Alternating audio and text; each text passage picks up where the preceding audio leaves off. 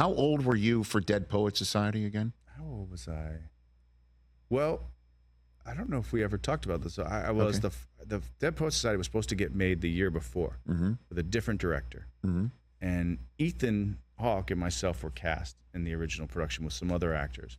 And I was set to go down to Georgia. We were supposed to film it in Georgia, I believe in Rome, Georgia. And I was set to leave like a week or two later, and the film got canceled.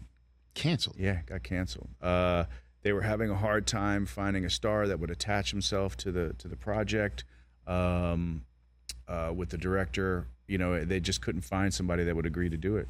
And so in the role of the teacher, you're saying? Yeah, they couldn't, in the Keating role. And so it fell apart, and I was devastated because I had screen tests for it. It was going to be my first big film, and then about a year later, it picked back up, and Peter Weir was directing it, and of course I knew some of his films, and I was thrilled, and but I had to re-audition for the film, you know. So that was a really scary experience, and so that was, I don't know, the first time I want to say I was 16 and 17 maybe.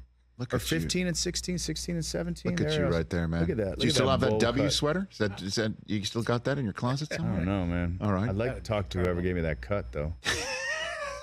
I'd love to have a word with so them right now. you reread for the role and you got it. Reread for the role. Jeez. And so if you can imagine that, like, you know, I was cast already, and Peter, I don't know what it was, if he just didn't see it or whatever, and you know, I had to go and show him.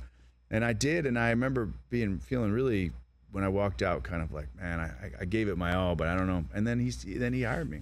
It was great. How did Robin Williams get attached?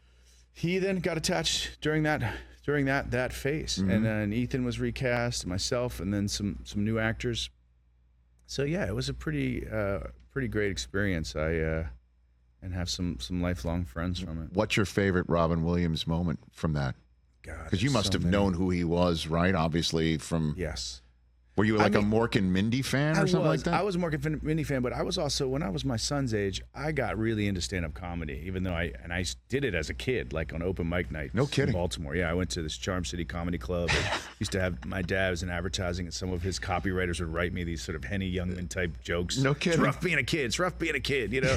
And I would do these things. You watch it now, and you're just like, oh God, it's terrifying. But I was obsessed with Richard Pryor. And so that's all I would do. I would listen to Richard Pryor, and I would just imitate Richard Pryor. So I would do that for Robin sometimes, and that would make him laugh. And that was fun. That was like one of our things that I've always felt really proud about, that I could make him laugh when I just throw some Pryor out. And then, you know, I try to think the other things about him is like, yes, he's funny. He kind of, what I remember most about him was that, you know, he was obviously the big star of the film, and we were all these young kids who haven't really done anything. But he was very respectful of like where his place was in the film. You know, that this story was about all of us telling this together, this collective narrative together. So I always felt like he was very respectful in that regard, and also got to see like just a real quiet side of him. You know, I mean, he's a human being, and obviously, you know, there's just so many lessons to be learned from that.